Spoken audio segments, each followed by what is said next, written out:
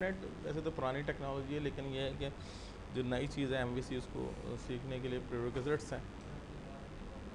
हाँ, वैसे तो एएसपी डॉट नेट पुरानी टेक्नोलॉजी है, लेकिन ये है कि एमवीसी को सीखने के लिए एएसपी डॉट नेट के प्रीरेक्विजिट्स पता होनी चाहिए, वेबसाइट होती क्या है, किस तरीके से काम करती है। तो विजुअल स्टूडियो 2013 के अंदर जब आप जाएंगे और इसके अंदर आप फाइल पे जाते हैं,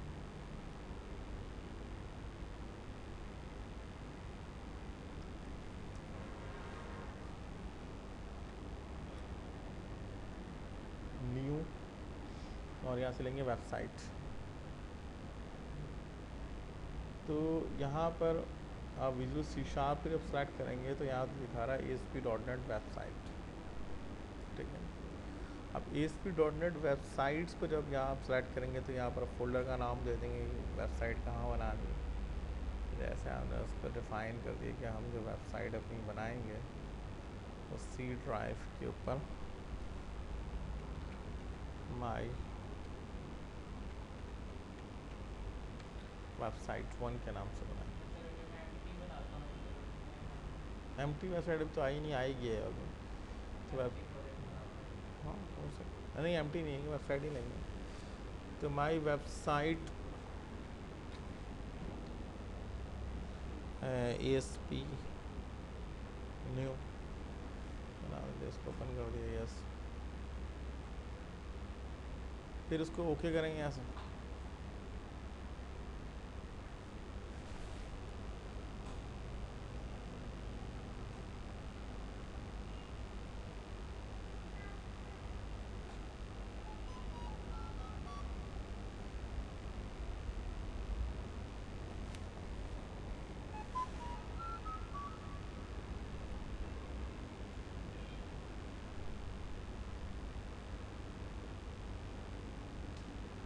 कहाँ चला गया?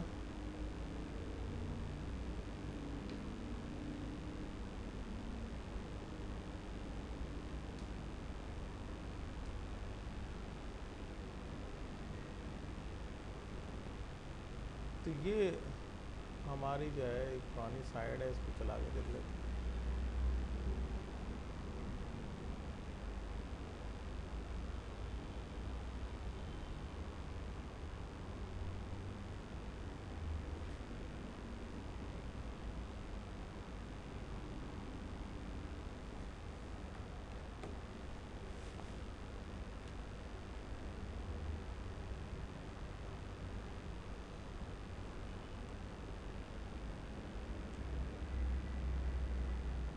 ठीक है, अब ये कह रहा है कि free web framework for building great websites web.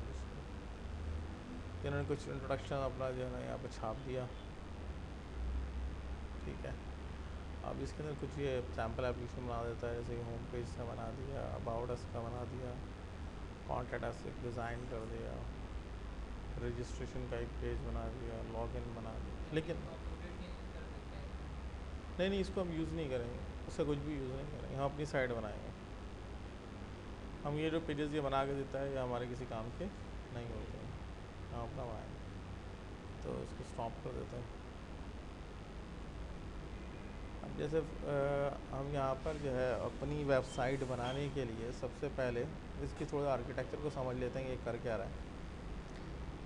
वैसे ही आर्किटेक्चर पढ़ना हो गया, अब तो हम नया आर्किटेक्चर पढ़ेंगे। तो यहाँ पर करता ये है कि ये कोड बिहाइंड टेक्नोलॉजी, यानी टेक्नोलॉजी का भी एक डिफरेंस है। कोड बिहाइंड के अंदर क्या होता है कि हमारे पास एक डिज़ाइन इंटरफेस होता है और दूसरा कोडिंग इंटरफेस होता है, यानी इसकी डिज़ाइन की जो फ़ाइल अलग होती है और उसकी कोडिंग की फ़ाइल अलग होती है। यानी कोडिंग के अंदर टोटल सी शार्प आपके पास आ जाती है और डिज़ाइनिंग के अंदर अब इसकी वजह से मसला ये आता है कि आपके पास less control over the HTML होती है, यानी आपके पास HTML पे इतना कंट्रोल नहीं रहता, क्योंकि आप सी शार्प की जो कोडिंग करते हैं वो अलग जगह पे कर रहे होते हैं, और डिज़ाइन इंटरफेस। अब ये जो आपको डिज़ाइन इंटरफेस नज़र आ रहा है, इसके अंदर भी तीन चीज़ें हैं, डिज़ाइन है, स्प्लिट है, सोर्स। यानी सोर्स के अंदर आप देखें तो आपके पास प्योर HTML जो होती है वो नज़र आ रही होती है। अच्छा, HTML को भी ये डिवाइड करता है दो सेक्शंस के अंदर, एक होता है इसका कंटेंट पेज और एक होता है मास्टर पेज। तो कंटेंट पेज के अंदर आपके पास जो वर्किंग एरिया मिलता है बस ये होता है, यानी आप इसके अंदर कंटेंट सेक्शन के अंदर जो है ना वर्किंग कर सकते हैं। आप हेडर या फुटर के ऊपर कोई वर्किंग नहीं कर सकते। जैसे यहाँ पर मैं कोई वर्किंग जो है वो कर सकता हूँ कंटेंट सेक्शन, हेडर या फुटर के ऊपर जो है ना कोई वर्किंग नहीं होती।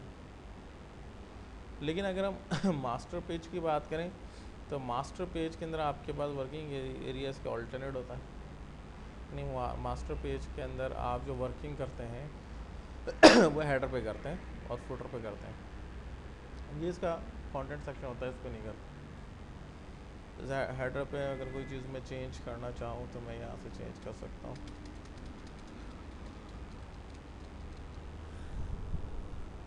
जैसे माई साइट 1,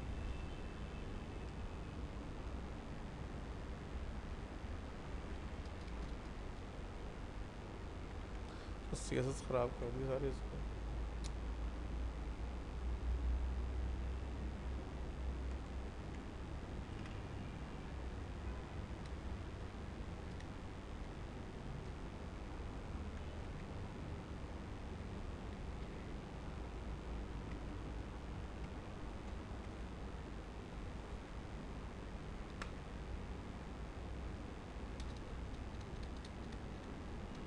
ठीक है, अब ये हमने चेंज किया है सिर्फ फर्स्ट पेज के ऊपर ना, तो ये आपको डिफ़ॉल्ट पेज पे भी मिल जाएगा, ये आपको कॉन्टैक्ट अस के ऊपर ही मिल जाएगा। तो ये फ़ायदा होता है। अब हमारा जो पहला टारगेट है इस टेम्पलेट को चेंज करना। अच्छा, इसके अंदर ये जो रिफ्लेक्शन लेके आ रहा होता है कि हेडर फुटर किस तरह रेप्लिकेट होता है या कंटेंट सेक्शन किस तरीके से रेप्लिकेट होता है, तो ये रेप्लिकेट होता है प्लेस होल्डर से। अब इसके अंदर 2 किस्म के प्लेस होल्डर होते हैं। जैसे आप साइट डॉट मास्टर के ऊपर जाएँ तो इसके सोर्स के ऊपर अगर आप जाएँ तो यहाँ पर आपको हेडर का एक एरिया है जिसके अंदर एक नज़र आ रहा है ASP.NET प्लेस होल्डर।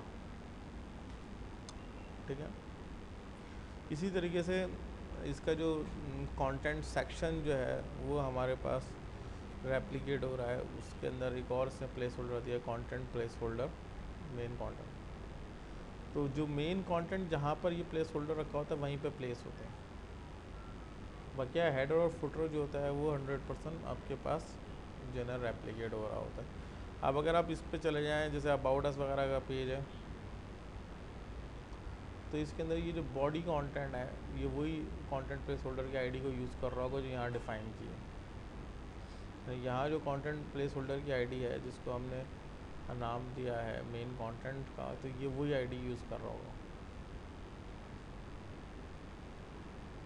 ठीक है, तो ये अब मैं चाह रहा हूँ कि मैं अपना एक टेम्पलेट बनाऊँ और उस पर फिर रहते हुए डेवलपमेंट करूँ, तो उसको लेके आ जाते हैं कि किस तरीके से करेंगे। तो ये तो हो गया कुछ ASP.NET का आर्किटेक्चर की। ASP.NEट एक कोड बिहाइंड टेक्नोलॉजी है।